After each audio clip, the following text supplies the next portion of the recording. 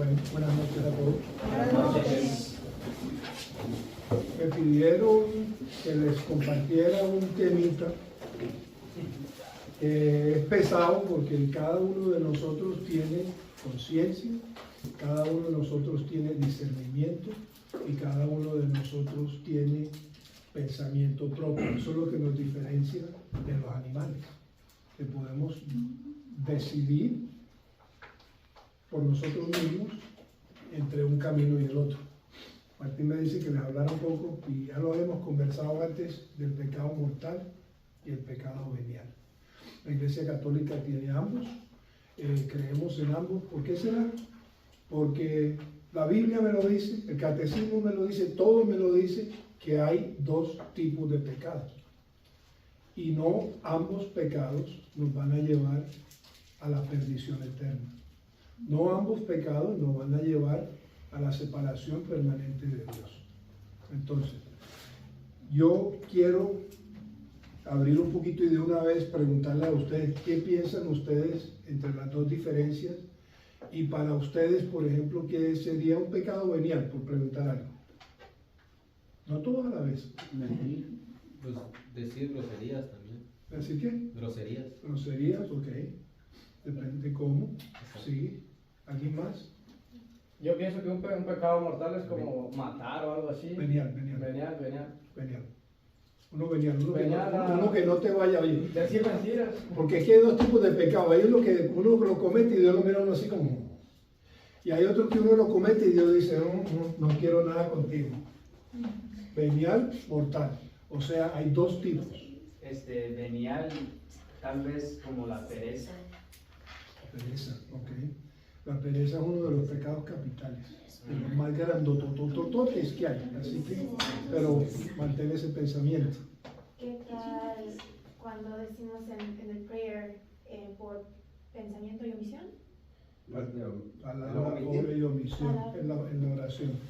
Ok. Primero que todo, hay dos libros que yo les voy a recomendar si no los tienen. Me imagino que lo tiene todo el mundo. La Biblia, ya sea electrónica, ya sea en la casa, ya sea en papel, todo el mundo lo tiene, ¿sí o no? Sí. Yo lo tengo en el teléfono, yo lo tengo aquí, yo lo tengo en esta parte. Hay otro libro que no sé si ustedes lo tienen. Se llama el Catecismo de la Iglesia Católica. Lo tenemos con Leo. Con estos dos libros cuadra uno todo. Entre este y este están todas las respuestas que se nos puedan atravesar en nuestro caminar hacia la vida eterna. Recordemos una cosa, que no somos de aquí. Recordemos una cosa, que todos nos vamos a morir. No sabemos cuándo, pero todos vamos a ir a la casa del Padre un día. Entonces, nuestro peregrinar, nuestro caminar por la tierra es eso.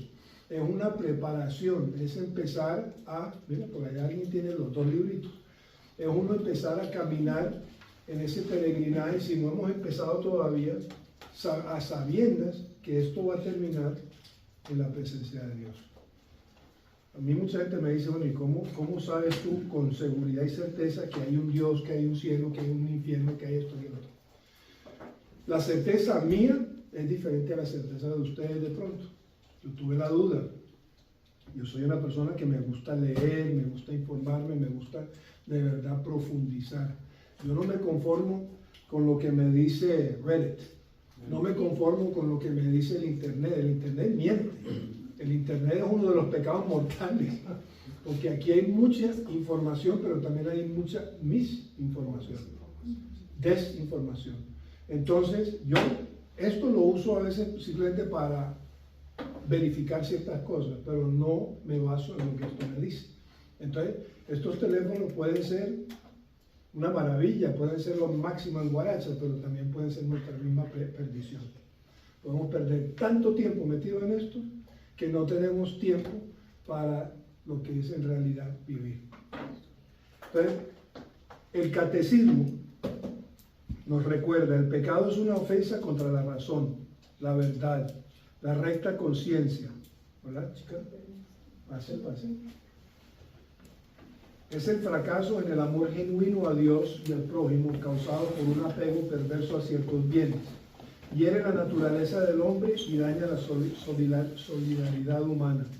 ha sido definida por San Agustín como una declaración, un hecho o un deseo contrario a la ley eterna. En el catecismo nos lo dice, en el numeral 1849. Apúntenlo para que si lo tienen lo vayan y lo busquen cuando lleguen a casa. 1849 nos dice algo así: el pecado es una falta contra la razón, la verdad, conciencia recta. Es faltar al amor verdadero para con Dios, para con el prójimo. Y dice aún así, ha sido definido como una palabra, un acto o un deseo contrarios a la ley eterna. El pecado es una ofensa a Dios. Contra ti solo he pecado. Lo malo a tus ojos cometí. Salmo número 51. El pecado se levanta contra el amor de Dios que nos tiene y nos aparta en nuestros corazones. Váyanse un momentico a la primera carta de San Juan, al capítulo 5, los que trajeron Biblia. Primera de San Juan. Primera de San Juan. Acuérdense, Juan, ¿cuántos libros escribió Juan? Rapidito, ¿cuántos? 3. No, 4. 2. 2. 5. 3 cartas, un evangelio y el Apocalipsis. Ok, casi, estaban cerca. ¿Cuál? Primero de San Primera de San Juan, capítulo 5, versículos 19 al 21. Alguien que me lea eso. Versículo 17. Listo. Listo, hágale. Toda iniquidad es pecado, pero hay pecados que no llevan a la muerte. Quien no tiene al Hijo de Dios no tiene la vida. Ok, perfecto. ¿Se dan cuenta? El mismo San Juan nos dice que todo pecado, ¿cómo dice? Lea otra vez. Sí, toda iniquidad es pecado, pero hay pecados que no llevan a la muerte. Perfecto. Entonces nos deja saber que hay pecados graves y hay pecados no tan graves. Pero entonces, y yo voy a empezar a agregar algo aquí. Por ejemplo, ustedes jóvenes oyen tanto en las noticias, los grupos, ¿cómo se llama? Los grupos estos que empujan ciertas cosas, que por ejemplo el aborto no es tan grave como se hace ver. Es simplemente la decisión de una mujer para con su cuerpo, ¿sí o no? Eso, y si eso nos lo dicen suficiente y suficientes veces, podemos llegar a empezar a creer que así es. Y podemos empezar a creer que tampoco es tan mala la cosa. Pero entonces, ¿qué pasa con el aborto? El aborto atenta contra qué mandamiento. No matarás. El mandamiento número 5. No matar. Punto. Es como decir también que los viejitos, la eutanasia, ay, pobrecito el viejito, ya no sirve para nada, ya está tan adolorido, ya han dicho casi muerto. Vamos a dejar que se muera el viejito, vamos a matar al viejito. ¿Cómo se llama eso? Eutanasia.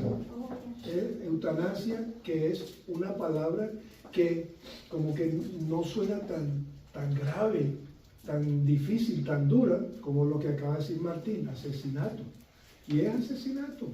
¿Por qué? Porque Dios nos da la vida y Dios decide cuándo es hora de llegar a estar con Él. Desde la concepción hasta la muerte natural. Mucha gente me dice a mí, no, pero lo que pasa es que al principio esos son un pocotón de células ahí juntas, eso no es una vida, eso sí es una vida desde un principio. Entonces no nos dejemos engañar por la sociedad. Otro muy bueno es uno que uso yo en mis charlas de bautismo.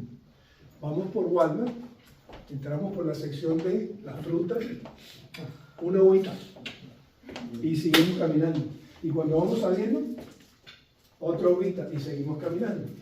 ¿Qué te parecen los que se comen un plátano? No, y hay gente descarada que abre los chips y se los va comiendo.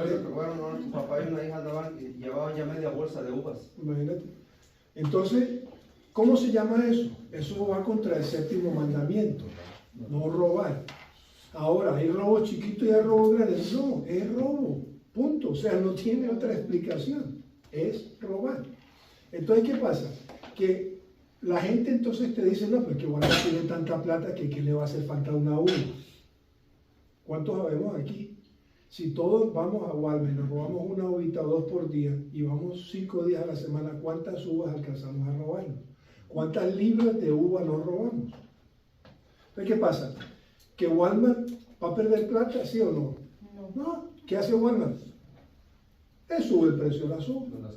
Entonces Martín, que nunca en su vida se ha robado una uva ni nada, va a pagar por las uvas que me robé yo. ¿Se vale? Yo no me robaba las uvas, me robaba los cheles. No se vale. Nos hemos robado un montón de vainas. Tú y yo, que somos los viejitos, aquí tenemos un poco de ventaja sobre ellos en vida y en maldad. Un poquito más. Entonces, tradicionalmente, la teología moral católica, ojo, aquí entra ya la moral, también tiene uno que pensar lo que es moral, lo que es inmoral. Dice, la teología moral católica ha distinguido entre un pecado mortal y uno venial. Acabamos de leer lo de San Juan, ahora vámonos a San Pablo, Gálatas, por favor, capítulo número 5 de Gálatas.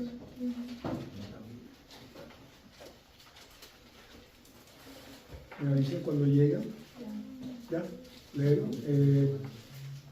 Gálatas 19 al 21. El capítulo 5, 19 al 21. Es fácil reconocer lo que proviene de la carne: fornicación, impurezas y desvergüenzas, culto de los ídolos y hechicería, odios, ira y violencia, celos, furores, ambiciones, divisiones, extremismos y envidias, borracheras, orgías y cosas semejantes. Les he dicho y se lo repito: los que hacen tales cosas no heredarán el reino de Dios. Ok, palabra de Dios. Ahí nos dieron una lista larga, ¿verdad? Mortales, ¿no? Empecemos, claro, mortales todos. No heredarán el reino de Dios. Entonces, 19 al 21, de ahí yo me voy por aquí. Vamos a leer la lista completa otra vez. Fornicación, ¿qué es eso? Relaciones sexuales. Relaciones sexuales fuera del matrimonio. ¿Ok? Impurezas y desvergüenzas. Todo tipo de... Mejor dicho, se me viene a la mente canciones del Bad Bunny y todas, y cómo las bailamos y cómo las hacemos y cómo nos movemos. ¡Yeah! Sale uno de allá que, mejor dicho, Sí sabe, ¿eh? sí sale. Sí sabe, ¿right? Exacto. Culto a los ídolos. ¿Qué es culto a los ídolos? No es solamente el becerro de oro que Mr. Jeroboam hizo hoy en la primera lectura y le dijo a todo el mundo que ese era Dios. No, no es solo esos ídolos. Hoy en día tenemos de toda clase de ídolos. ¿Cuáles son? El dinero. Dinero es uno. Aquí está uno. Acá hay otro, el teléfono. ¿Qué más? La ropa. Las marcas. ¿Qué más? Las marcas. Sí, el amor. La ropa. Uno que tiene mucha gente de ir a comprar cuando uno necesita cosas. Ese es un... Ya nomás van y compran porque... Eso puede ser un ídolo. La casa, la troca perrona. O sea, hay demasiadas cosas que podemos idolatrar, o sea, idolizar, volver ídolos en nuestra vida. Lo que pasa es que vamos caminando y tenemos aquí, my friend, la sociedad diciéndome que todo se vale. Artista. Odios, ira y violencia. ¿Cuántos de nosotros hemos sentido ira? ¿Cuántos de nosotros hemos sentido odios? ¿Cuántos de nosotros hemos sido violentos? A veces con nuestros propios papás, nuestros hermanos, nuestros amigos, nuestros primos, los allegados. Entonces son cositas que uno conscientemente, o sea, tenemos que estar conscientes de lo que estamos haciendo. Porque si estamos inconscientes y lo estamos haciendo, ¿nos salvamos? No, no nos salvamos, pero por lo menos tenemos un brequecito. Celos. Furores, celos. ¿Cuántos de ustedes no han celado a sus novios o a sus novias? O a sus amigos más cercanos. Yo me acuerdo cuando era joven, celoso sí era. Ya se me pasó. Claro, de 39 años de casado no se me va a pasar. Látigo. Me dieron suficiente. Furores, ambiciones. Chicos, chicas, no es malo ambicionar, escalar posiciones, llegar a ciertos sitios, estudiar, trabajar duro, adquirir ciertos estatus, pero lo malo es cuando uno lo hace, no importa exactamente, no importa el daño que le haga a nadie, no importa nada porque yo tengo que llegar allá. Ahí es donde está. O sea, hay que saber discernir, ¿qué quiere decir? Tengo que saber cambiar, después te hablo Vitali, tengo que saber discernir qué es mis goals y mis ambiciones, a dónde quiero llegar yo, mis metas y cómo las voy a adquirir, cómo es que voy a llegar allá. Hay formas de llegar correctas y hay formas de llegar incorrectas. Divisiones, sectarismos, envidias, borracheras. ¿Cuántos de nosotros no se han pegado su borracherita? No, yo no sé tampoco nunca, ¿verdad? Orgías y cosas semejantes. Les he dicho y les repito, los que hacen tales cosas no heredarán el reino de Dios. Bastante fuerte lo que dice Pablo aquí. Ahora volviendo a lo que les decía yo sobre mí, yo empecé a investigar y a profundizar en lo que es el lado histórico de nuestra iglesia, lo que es el lado histórico de las personas que escuchamos en la Biblia. Y San Pablo existió. Y los apóstoles existieron, está escrito. Poncio Pilato existió. De esas cosas se sabe y está escrito, y no solamente aquí, sino que está escrito en libros de historia. Tú has, perdón, ¿tú has leído la carta que escribió Poncio Pilato acerca de Jesús? No. Según hay una carta, ¿verdad?, que él escribió. Puede ser, eso puede ser. Eso puede ser. No sé quién lo escribió, voy a buscarla. Los historiadores dicen que comprueban que sí existió Jesús, y para los que dicen que no. Puede ser como un apócrifo. ¿Qué es un apócrifo? Es algo que de pronto fue escrito, pero no llegó aquí. La Biblia llegó a ser lo que es, hoy en día la vemos aquí, mucha gente dice es un libro, pero no, un libro es un compendio de libros. ¿Y quién decidió que iba a ir aquí y todo eso? Estamos hablando del tiempo de San Jerónimo y esa gente, pero con inspiración divina, del Espíritu Santo. Los hermanos separados le pueden decir hasta del mal que se van a morir, pero los libros que sacaron de aquí, ya ellos mismos se dieron cuenta que fallaron, pero ¿qué pasa cuando uno falla? Uno debe corregir, pero ellos no quieren corregir porque ellos no quieren admitir que fallaron. Los libros que sacaron ellos del Antiguo Testamento fueron libros escritos en griego. Y entonces ellos dicen que esos libros no cabían ahí. A donde fallaron ellos fue que fueron escritos en griego, pero por judíos. ¿Cuántos de nosotros aquí escribimos español? Entonces eso querría decir que si yo escribo algo en los Estados Unidos en español, entonces ya yo no soy colombiano, o no puede ser algo de una persona latina, ¿no? Entonces con los manuscritos del Mar Muerto, cuando aparecieron, no hace muchos años atrás, se comprobó todo.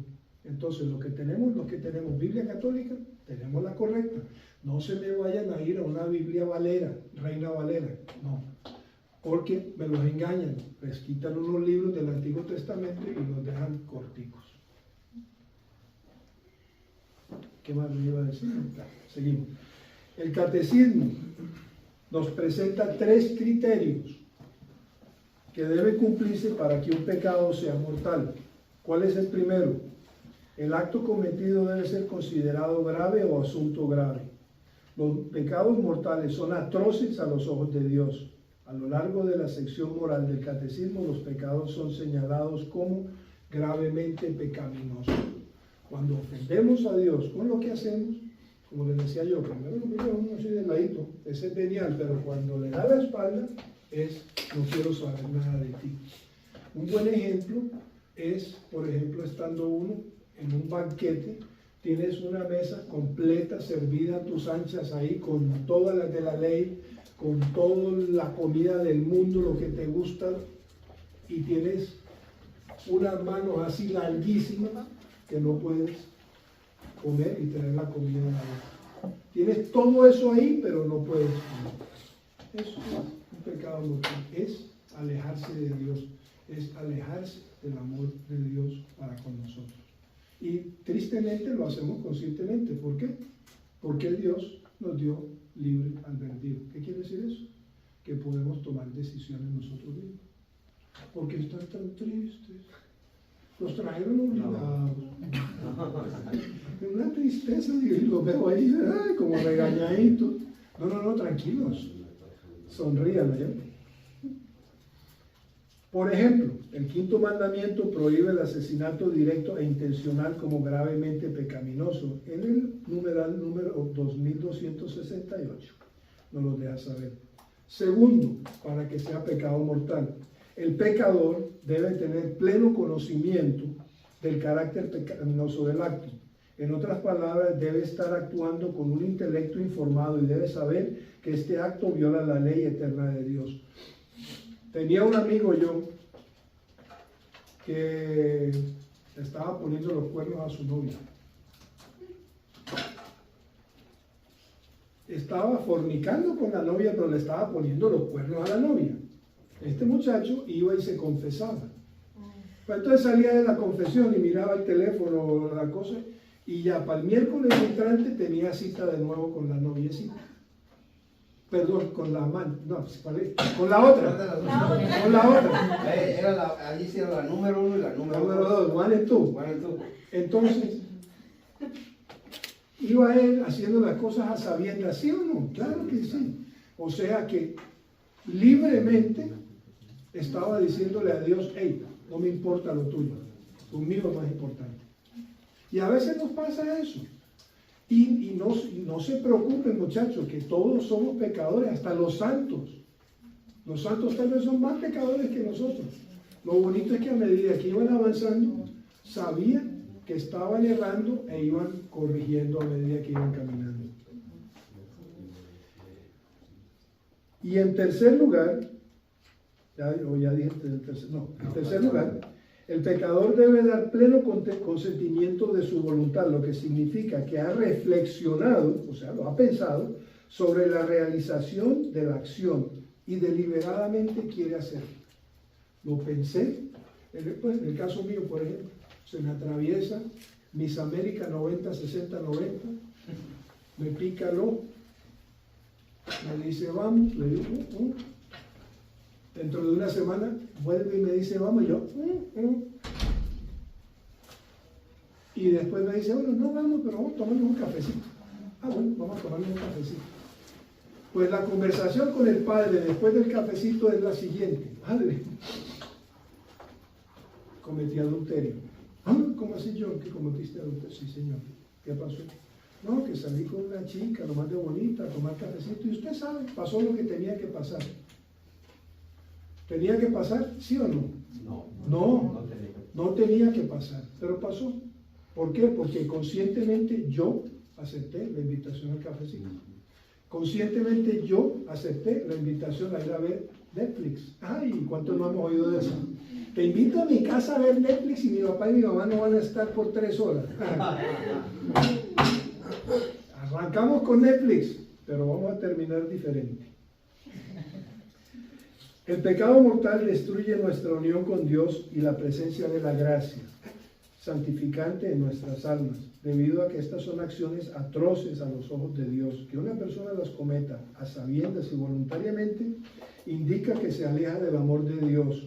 Toda persona consciente de un pecado mortal, aquí viene, debe someterse a una conversión interior y luego recibir el perdón y la absolución a través de ¿qué? El sacramento de la confesión. Creo que los compartí con ustedes la última vez que estuve aquí. Confesión, penitencia, ¿es bíblico, sí o no? Sí. ¿Está en la Biblia, sí o no? Sí. ¿En qué parte? No sé. Creo que... Ahí mismito, ¿verdad? Mateo. No, espérame un momentico que se me encuentro, que la estoy buscando yo también. Diácono, es en la parte donde dice que cuando Jesús le da autoridad a que perdone los pecados a los que se les Es perdonan, correcto, el Evangelio de San Juan, capítulo 20, lo que no me acordaba era el versículo. Dice, el mismo día, el primero después del sábado, los discípulos estaban reunidos por la tarde con las puertas cerradas por miedo a los judíos. Llegó Jesús, se puso en pie en medio de ellos y les dijo, la paz esté con ustedes. Dicho esto, les mostró las manos y el costado. Los discípulos se alegraron mucho de ver al Señor. Jesús les volvió a decir, la paz esté con ustedes. Como el Padre me envió a mí, así los envío yo también. Dicho esto, Sopló sobre ellos y les dijo, reciban el Espíritu Santo. A quienes descarguen de sus pecados serán liberados y a quienes se los retengan les serán retenidos. Jesús, recién resucitado, se le aparece. ¿Quiénes son los? Ya no son 12, ya son 11, porque acuérdense que uno se había colgado. Se les aparece a los 11 y ¿qué les dice? Hagan esto, ya lo oímos, está en la Biblia. Mis hermanos separados preferirían no leer esto o tratan de dar una interpretación diferente, igual que el libro de Santiago y unas cuantas cosas más. Pero ahí está. ¿A quién se lo estaba diciendo Jesús? Los apóstoles. ¿Quiénes son los apóstoles? Nada más y nada menos que nuestros obispos de hoy en día. O sea, los 4 obispos que tenemos nosotros aquí en la diócesis de Atlanta, arquidiócesis, son sucesores directos de los apóstoles. Por consiguiente, tienen el derecho, tienen la potestad de perdonar pecados. Bueno, hasta que no se haga una buena confesión y se reciba la absolución sacramental, quien tenga conciencia de estar en estado de pecado mortal no puede recibir la Sagrada Comunión.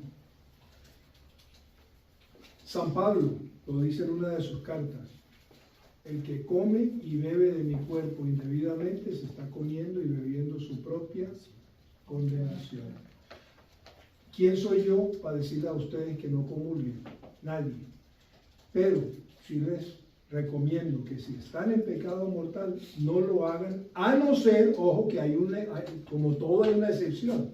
Si usted cometió un pecado mortal, vino a misa, no se le atravesó ninguno de los curas, porque el diácono obviamente no puede, y no se ha confesado, pero tiene toda la intención del mundo de confesarse. Comulgue, pero confiésese. ¿Ok? O sea, no les estoy diciendo que comulguen a conciencia del pecado mortal y sigan pecando el pecado mortal. Es que queremos cambiar, queremos mejorar y queremos confesar. No pudimos por A, B o C, pero tengo toda la intención del mundo. Un ejemplo de eso, bueno, dime.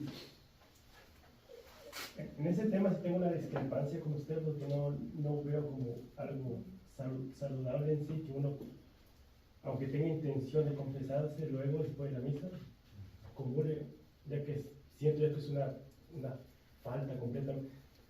Si quiero comulgar, pues hago una comunión espiritual, porque pues, puede pasar muchas cosas, capaz saliendo de misa, el padre capaz ni me confiese. Por eso venía a decirte algo más. La intención en nuestra Iglesia Católica tiene validez. Papá y mamá está embarazada, ya tienen el nombre del niño, ya saben que van a bautizar a ese niño cuando nazca, ya saben que van a hacer todo, tienen toda la intención del mundo. Esto se llama por intención. Ese niño por A, B o C nace y muere sin ser bautizado. ¿Está condenado o está bautizado? ¿Ah?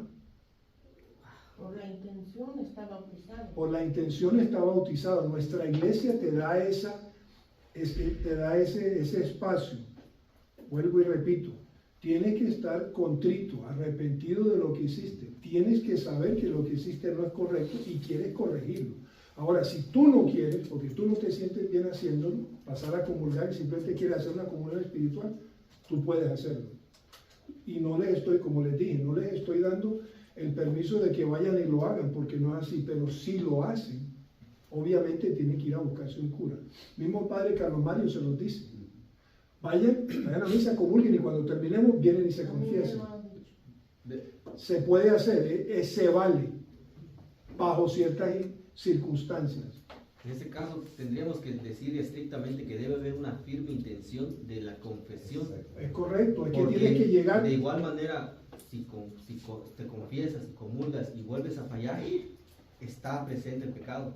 Pero si comulgas en el pecado, pero con la firme intención de enmendar el pecado y lo haces, entonces estás buscando la salvación. En el momento que te confiesas y te dan la absolución, vuelves a entrar en gracia. Claro. Es como el sacramento de la confirmación, el otro sacramento. Todos ustedes creo que han recibido la confirmación, de pronto no, pero pueden haber llegado a su confirmación en pecado mortal. Pregunta, ¿la gracia del sacramento funcionó en ustedes o no? En ese momento no funciona, pero el momento que ustedes se confiesan, de verdad arrepentido de corazón, en ese momento la gracia les llega. Dicen que de pronto no llega completa, dicen que de pronto, no, pero la gracia llega. Tenemos que tener en cuenta otra cosa, chicos y chicas, que la misericordia de Dios solamente la conoce Dios. Aquí ninguno de nosotros sabemos cómo es la misericordia de Dios. Que podemos, que con lo que tenemos, podemos asumir y llegar a ciertos entendimientos, a ciertas conclusiones, sí, pero no las sabemos. El santo cura de Ars, ¿ustedes saben quién es o no? Sí. Tú sí, ¿y ellos? He escuchado, pero Han ya no sé escuchado. quién El santo es. cura de Ars era un viejito, bueno, no era ni tan viejito, se fue al seminario y no lo querían dejar entrar al seminario porque tenía un problema de habla y tenía un problema de aprendizaje, pero un obispo le dio pesar y lo dejó entrar al seminario, entró, se ordena y lo mandan para un pueblito en Francia que se llama Ars. Y en ese pueblo empieza una gran conversión, gente venía de todas partes de Europa a confesarse con él. Era como el San Padre Pío. Lo mandaron ahí porque ese pueblo estaba bien perdido, según. Estaba perdido y allá no iba a hacer ningún daño el curita ese. Incluso dijeron que estaría como todo más de Santo Cura de Ars, el mundo sería como más, No, imagínate que más hubiera, santo, algo así decían en un libro sobre eso. que hubiera uno en cada continente, mejor dicho. En todo caso, el curita, muy bueno, todo el mundo del pueblo, casi todo el mundo del pueblo, porque uno puede decir que todos se convirtieron, se volvieron católicos fervientes, gente venía de todas partes. El caso es que un día una señora le llega a él corriendo y le dice: padre, mi esposo se acaba de suicidar, se tiró del puente. Acuérdense que el suicidio es atentar contra la propia vida.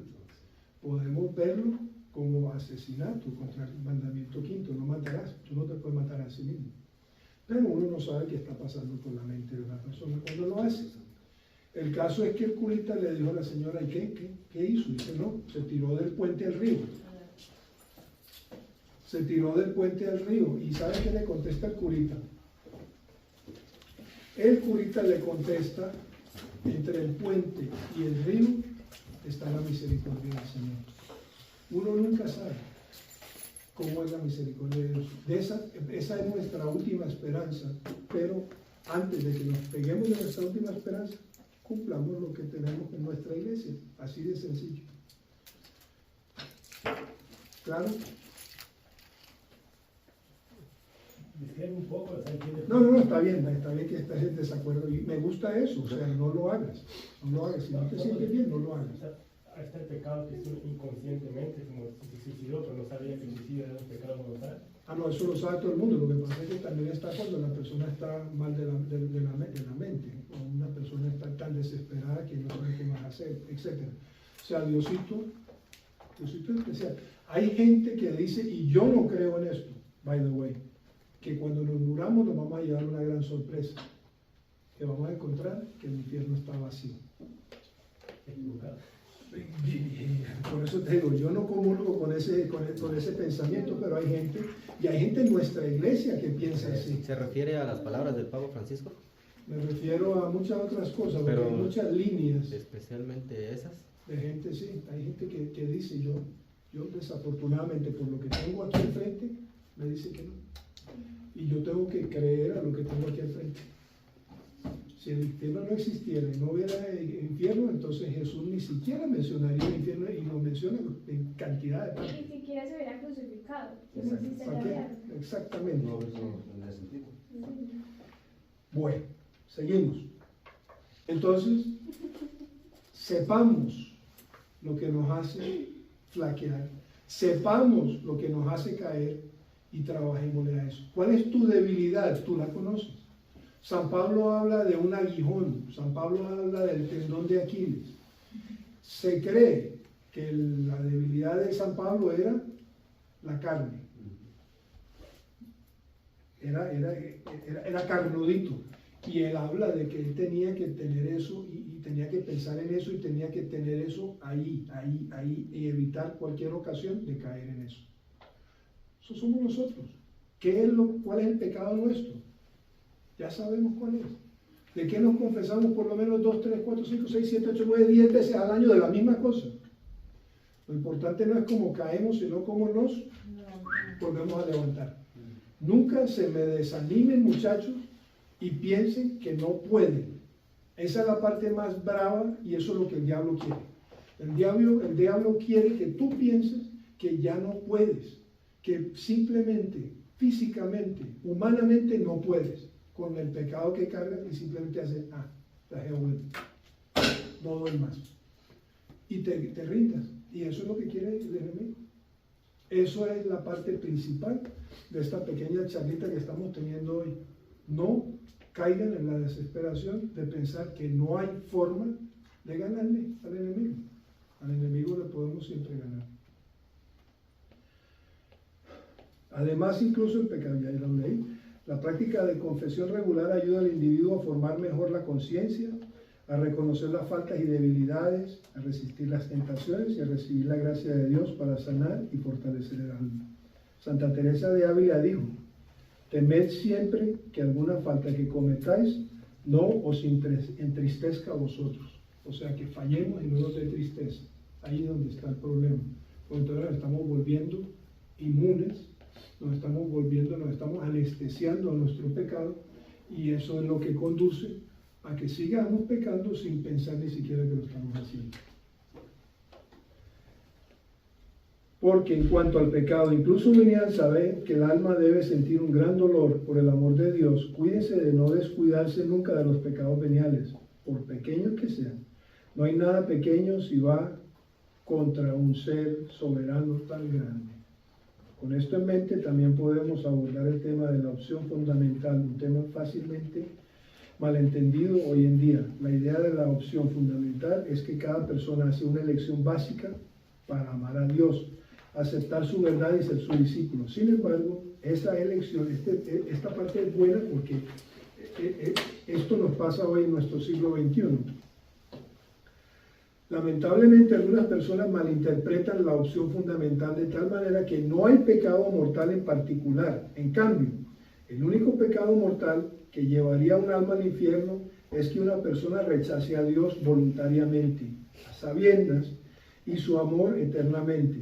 Tal postura reducirá la opción fundamental a un juego psicológico, que una persona dice: amo a Dios y no rechazo a Dios. Todos aquí amamos a Dios y ninguno lo rechazamos, ¿verdad?